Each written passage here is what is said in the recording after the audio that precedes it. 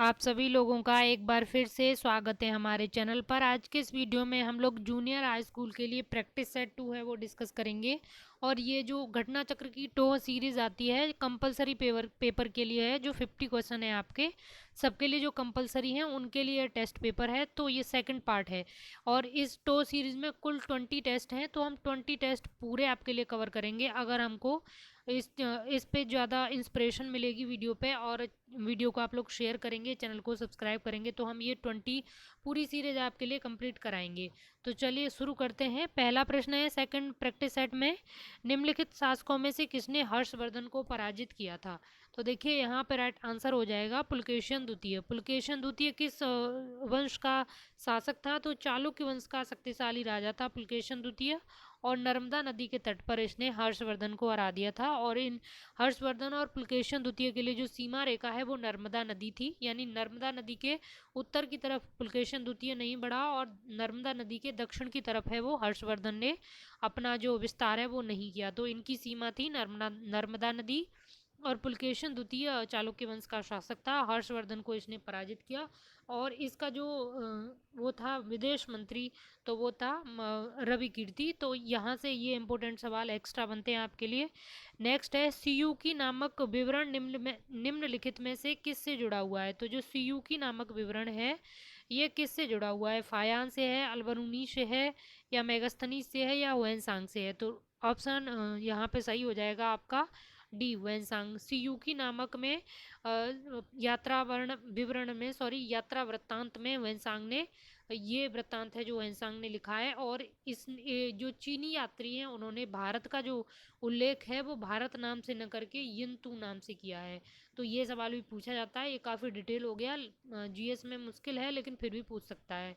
Next है जैन तीर्थकर पार्श्वनाथ निम्नलिखित स्थानों में से मुख्यतः किससे संबंधित थे। तो जो जैन तीर्थकर हैं पार्श्वनाथ, वो इनमें से किस स्थान से संबंधित थे। तो ऑप्शन यहाँ पे जो आपका राइट आंसर हो जाएगा ऑप्शन ए वाराणसी, ये वाराणसी से संबंधित थे।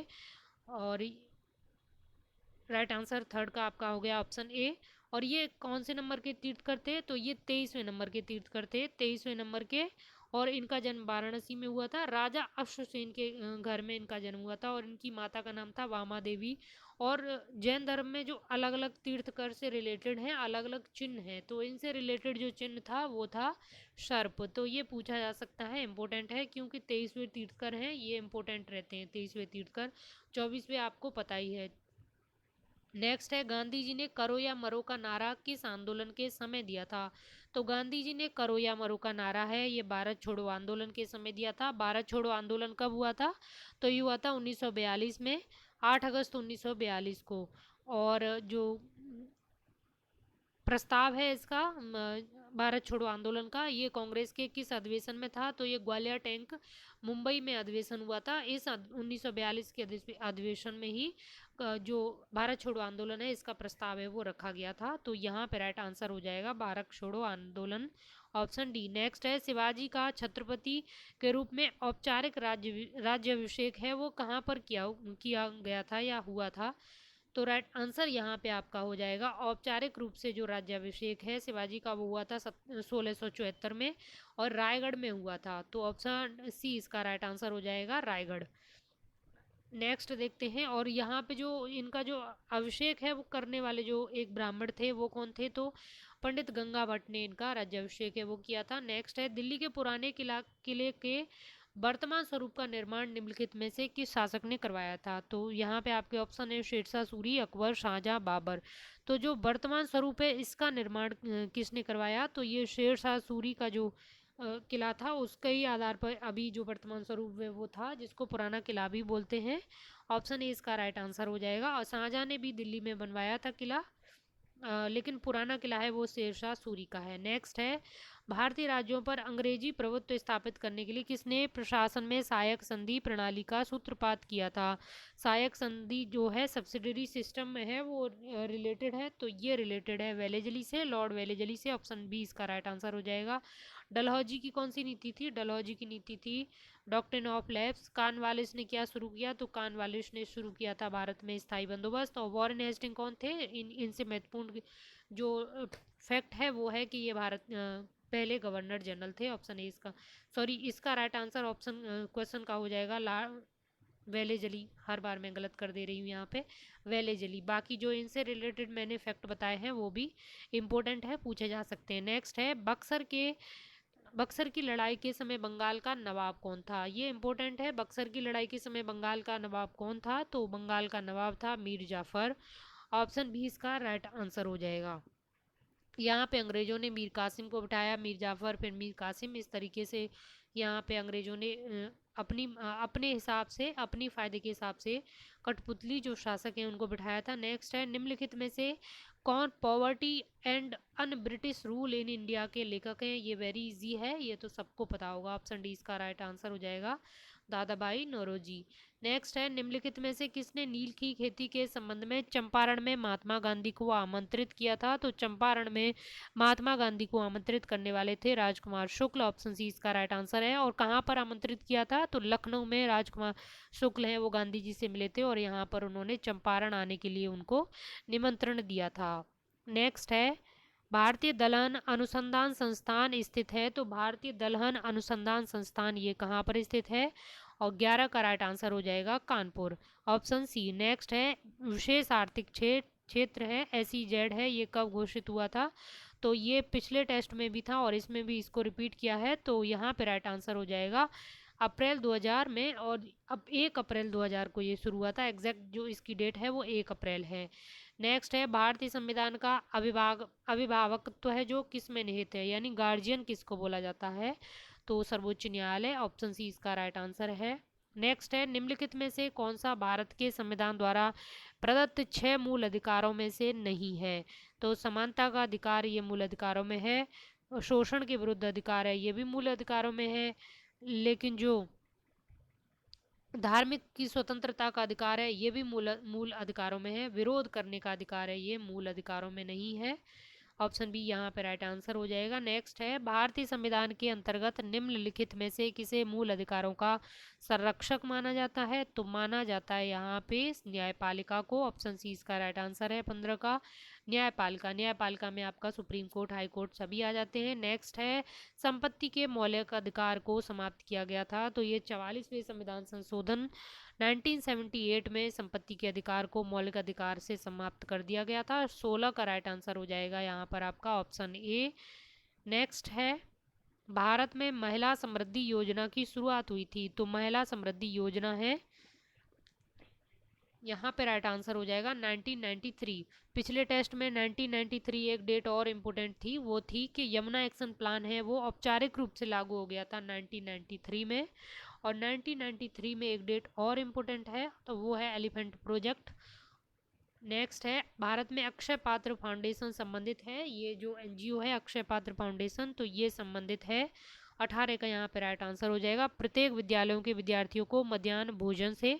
ऑप्शन ए इसका राइट आंसर है। सदाबहार क्रांति भारत में कृषि उत्पादन बढ़ाने के लिए प्रयोग में लाई गई थी। तो सदाबहार क्रांति है ये MS स्वामीनाथन, ये ग्रीन जो हरित क्रांति है उसी का दूसरा नाम है सदाबहार क्रांति। नेक्स्ट है विशेष भारत में आर्थिक सर्वेक्षण प्रकाशित किया जाता है। तो जो इकोनॉमिक सर्वे है वो कौन प्रकाशित करता है? वित्त मंत्रालय, योजना आयोग, वाणिज्य मंत्रालय या भारतीय सांख्यिकीय संस्थान द्वारा? तो यहाँ पे जो राइट आंसर हो जाएगा वित्त मंत्रालय द्वारा ये आर्थिक सर्वेक्षण है ये प्रस्तुत किया जाता है। तो इस बार के आर्थिक सर्वेक्षण की थीम क्या थी और उसका कलर क्या था वो आपको कमेंट बॉक्स में ज़रूर बताना है। नेक्स्ट है भारत की निम्न जिलों में से कौन असम में अवस्थित है? तो इनमें से कौन सी असम में है? 21 का आपको राइट आंसर देना है। तो चपनाला झील है ये असम में अवस्थित है, बाकी हमीरसर झील है ये आपकी असम में स्थित नहीं है, और जो असम में है वो चपनाला है। अन्य जो असम की झीलें हैं उसमें चंदूबी झील है, चपनाला तो मैंने बता ही दिया, हाफलोंग झील भी यहाँ की झील है। तो ऑप्शन यहाँ पे राइट आंसर हो जाएगा 21 का डी। नेक्स्ट है अंतर्राष्ट्रीय टाइगर दिवस मनाया जाता है, इम्पोर्टेंट है अंतर्राष्ट्रीय टाइगर दिवस है ये कब मनाया जाता है?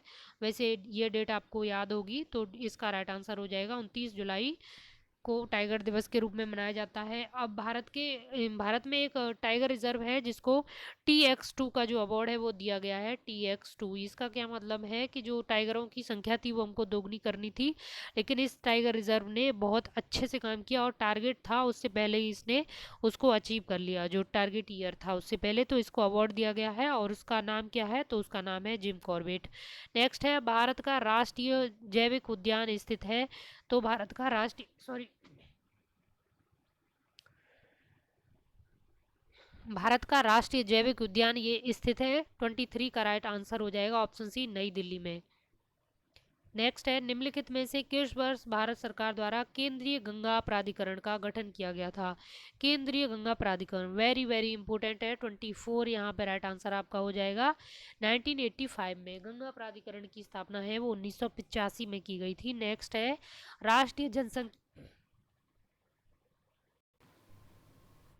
तो 25 नंबर का सवाल है आपका, राष्ट्रीय जनसंख्या नीति 2000 के लक्ष्य को संशोधित करते हुए जनसंख्या को स्थिर स्थिति तक लाने का जो लक्ष्य है वो कब तक का रखा गया है? तो 25 का आपका राइट आंसर हो जाएगा 2070 तक, ऑप्शन ए। नेक्स्ट है, भारत में दशक 2001 से 11 में जनसंख्या वृद्धि थी, तो ये थी 17.7%, ऑप्शन ए इसका राइट आंसर है। नेक्स्ट है, उत्तर प्रदेश में सर्वाधिक जनसंख्या वाली जनजाति है। तो उत्तर प्रदेश की जो सर्वाधिक जनसंख्या वाली जनजाति है गोंड, ऑप्शन बी इसका राइट आंसर हो जाएगा, गोंड। इनमें जो है एक जनजाति है और गोंड और शायद वो है, उसका भी मेरे दिमाग से नाम निकल रहा है। इनमें ना तो कभी कोई एक ऊपर आ जाती है, कभी कोई एक, तो इसको आप चेक करते रहना। नेक्स्ट है, किसानों हेतु किसान क्रेडिट कार्ड योजना लागू की गई थी। तो किसान क्रेडिट कार्ड योजना है, ये कई एग्जाम में पूछी गई है, इसकी डेट पूछी जाती है। तो इसका राइट आंसर हो जाएगा 1998 से 1999 के बीच ये शुरू हुई थी, ऑप्शन ए इसका राइट आंसर है। नेक्स्ट है, मुख्य बैंकों यानी 14 बैंकों का राष्ट्रीयकरण है वो कब हुआ था? यानी 14 बैंक का नेशनलाइजेशन है वो कब किया गया? 29 का राइट आंसर हो जाएगा 1969 में, ऑप्शन बी। नेक्स्ट है, निम्नलिखित युक्तियों में से किसको मोटर गाड़ियों के इंजन को ठंडा करने के लिए प्रयोग में लाया जाता है? 30 नंबर का राइट आंसर है रेडिएटर, ऑप्शन सी। नेक्स्ट है, मशीन गन का आविष्कार किया गया था। तो मशीन गन का आविष्कार है वो किया गया था जेम्स पकल के द्वारा, ऑप्शन डी यहाँ पे राइट आंसर हो जाएगा 31 का। नेक्स्ट है, ऊष्मीय आयनन सिद्धांत एक महत्वपूर्ण देन है। तो जो ऊष्मीय आयनन सिद्धांत है ये किसकी देन है? 32 का राइट आंसर है M N Saha, option B. Next है, निम्नलिखित सिद्धांत पर रॉकेट कार्य करता है। तो इनमें से किस सिद्धांत पर जो रॉकेट है वो कार्य करता है? ये तो आप कर लेंगे, संवेग संरक्षण के सिद्धांत पर ये कार्य करता है। नेक्स्ट है, चिकित्सकीय भाषा में गोल्डन आवर का संबंध है। जो चिकित्सकीय भाषा में गोल्डन आवर का संबंध होता है तो वो होता है ऑप्शन सी, हृदय घात से। यहाँ पे कभी कभी एक्सीडेंट के रिलेशन में भी सवाल पूछा जाए तो भी आप जो एक्सीडेंट होने के 1 घंटे के अंदर है वो हॉस्पिटल पहुंचाने का जो पीरियड होता है उसको भी गोल्डन आवर बोलते हैं। तो उस तरीके से सवाल बने तो भी आपको ध्यान रखना है। नेक्स्ट है, निम्नलिखित में से किसकी क्रियाविधि रिकॉर्ड करने हेतु ईईजी का प्रयोग किया जाता है? तो 35 का राइट आंसर हो जाएगा मस्तिष्क, ऑप्शन सी। और यहाँ पे अगर ईसीजी होता तो राइट आंसर हो जाता हृदय। नेक्स्ट है, बीटा ब्लॉकर एक औषधि है किससे बचाने हेतु? तो यहाँ पे आपको बताना है बीटा ब्लॉकर है ये किससे संबंधित औषधि है। देखिए यूपी के एग्जाम में इस टाइप का एक सवाल जरूर आता है, मतलब ये सवाल जरूर कहीं से उठा के रख देते हैं। और ये मतलब इस टाइप के सवाल हैं वो बहुत ज़्यादा, इन पे टाइम वेस्ट करने की ज़रूरत नहीं है। आएगा तो आ जाएगा, नहीं आएगा तो वो किसी पे भी नहीं आएगा। तो इसका राइट आंसर हो जाएगा हृदय घात से। अगर आप न्यूज़ में कोई दवा बहुत चर्चा में है तो बस आप उसका ध्यान रखें। नेक्स्ट है, ओरल सम्यूकस फाइब्रोसिस बीमारी का कारण है। 37 का राइट आंसर हो जाएगा तंबाकू युक्त गुटखा खाने से ये बीमारी होती है, और ओरल सम्ब्यूकस फाइब्रोसिस। नेक्स्ट है, 26 जनवरी 2021 को किस मंत्रालय को शासन में पारदर्शिता के लिए स्कॉच चैलेंजर अवार्ड से सम्मानित किया गया था? ये इंपॉर्टेंट है, करंट अफेयर का सवाल है। तो ये संस्था की पूछा है, व्यक्तिगत रूप से ये शायद तेलंगाना के जो राष्ट्रपति सॉरी मुख्यमंत्री हैं, चीफ मिनिस्टर हैं, उनको दिया गया है। और संस्था के रूप में ये दिया गया है 38 का डी पंचायती राज मंत्रालय को। तो ये दोनों ही अवार्ड हैं वो इम्पोर्टेंट है। नेक्स्ट है, जनवरी 2021 में केंद्र सरकार ने किस राष्ट्रीय स्वास्थ्य प्राधिकरण के नए मुख्य कार्याधिकारी के रूप में नियुक्त किया है? तो नेशनल हेल्थ अथॉरिटी के जो का मुख्य कार्यकारी अधिकारी हैं किनको बनाया गया है? 39 का राइट आंसर है option D, RS Sharma. Next है, 29 दिसंबर 2020 को केंद्रीय पृथ्वी विज्ञान मंत्री डॉक्टर हर्षवर्धन ने कहाँ पर देश के सबसे ऊंचे मौसम विज्ञान केंद्र का उद्घाटन किया? ये इंपॉर्टेंट है, इस टाइप का सवाल आपके पेपर में ज़रूर बन सकता है। ये किया गया है लेह में। 40 का राइट आंसर हो जाएगा लेह। नेक्स्ट है, 25 जनवरी 2021 को देश भर में 11वां राष्ट्रीय मतदाता दिवस मनाया गया। वर्ष 2021 में इस दिवस का मुख्य विषय क्या था? यानी जो मतदाता दिवस थी 25 जनवरी को, इसका थीम क्या था वो आपको यहाँ पर बताना है। तो यहाँ पे राइट आंसर हो जाएगा ऑप्शन ए, मतदाताओं को सशक्त, सतर्क, सुरक्षित और जानकार बनाना। ऑप्शन ए इसका राइट आंसर है। नेक्स्ट है, भारत के 67वें ग्रैंड मास्टर कौन है? तो ये 67 भी आपको ध्यान रखना है। तो ये बने हैं लियोन मेंडोका। ऑप्शन ए, ये शायद किसी एग्जाम में पूछा गया है तो ये आप जरूर याद कर लें। नेक्स्ट है, 26 से 31 जनवरी 2021 के मध्य किस मंत्रालय द्वारा वर्चुअल भारत पर्व 2021 का आयोजन किया गया? इस टाइप का जो संस्कृत मंत्रालय में जो कुछ भी हो रहा है आजकल वो बहुत पूछा जा रहा है हर एग्जाम में। तो जो कल्चरल मिनिस्ट्री है उसको जरूर आप चेक करते रहना, उसमें कुछ नया तो नहीं हो रहा। क्योंकि मैंने देखा है यूपी में जो भी एग्जाम हो रहा है या सेंटर का भी हो रहा है तो जो संस्कृति मंत्रालय है और आयुष मंत्रालय, ये दोनों मंत्रालय कुछ नया कर रहे हैं तो यहाँ से सवाल जरूर बन रहे हैं। तो आप इनको जरूर देखते रहना। तो 43 का राइट आंसर हो जाएगा, इसमें जो राइट आंसर हो जाएगा आपका पर्यटन मंत्रालय। लेकिन संस्कृत मंत्रालय के कार्य हैं वो बहुत इंपॉर्टेंट हैं, आप इनको जरूर चेक करते रहना। नेक्स्ट है, दिए गए विकल्पों में से संबंधित संख्या युग्मों को चुनिए। तो यहाँ पे जो 44 का राइट आंसर हो जाएगा ऑप्शन डी। ये सवाल आप खुद से लगाइएगा। नेक्स्ट है, अनेक संपादकों ने सच्चाई को विकृत करके हित की अपेक्षा या हानि अधिक की है। तो यहाँ पे ये कथन है और इसका निष्कर्ष क्या है? निष्कर्ष नंबर 1 देखते हैं, संपादक सच्चाई को विकृत करते हैं। और दूसरा कथन है, सच्चाई को विकृत करना अधिक हानिकारक है। तो इस कथन के आधार पर यहाँ पर कौन सा निष्कर्ष निकलता है? एक निकलता है, दो निकलता है या दोनों निकलते हैं या दोनों में से कोई भी नहीं निकलता है? तो इस कथन के आधार पर यहाँ पे जो निष्कर्ष सही है वो है केवल दो। ऑप्शन बी इसका राइट आंसर हो जाएगा। यहाँ पे कथन आप एक बार और पढ़ देती हूँ मैं आपके लिए। अनेक संपादकों ने सच्चाई को विकृत करके हित की अपेक्षा हानि अधिक की है। सच्चाई को विकृत करना अधिक हानिकारक है, ये सेंस यहाँ से निकल रहा है। संपादक सच्चाई को विकृत करते हैं, ये एक एब्सोल्यूट कथन हो गया, तो ये नहीं हो सकता है। एक जो कथन निष्कर्ष वाले सवाल हैं इसमें एब्सोल्यूट जो चीज़ होती है वो सही नहीं होती है अक्सर करके। तो ऑप्शन बी यहाँ पे राइट आंसर हो जाएगा। नेक्स्ट देखते हैं, दिए गए विकल्पों में से विषम अक्षर युग्म को ज्ञात कीजिए। तो यहाँ पे आपको बताना ये रीजनिंग के सवाल हैं। तो 46 का आपका राइट आंसर हो जाएगा ऑप्शन डी। नेक्स्ट है बॉबी 47। तो ये भी मैथ और रीजनिंग से रिलेटेड यहाँ पे सवाल आपके चल रहे हैं, ये आप ज़रूर खुद से लगाइएगा। 47 का आपका राइट आंसर हो जाएगा ऑप्शन सी। नेक्स्ट देखते हैं 48। तो 48 का जो राइट आंसर आपका हो जाएगा ऑप्शन डी। नेक्स्ट है 49 का जहाँ पे राइट आंसर हो जाएगा ऑप्शन बी, नीला।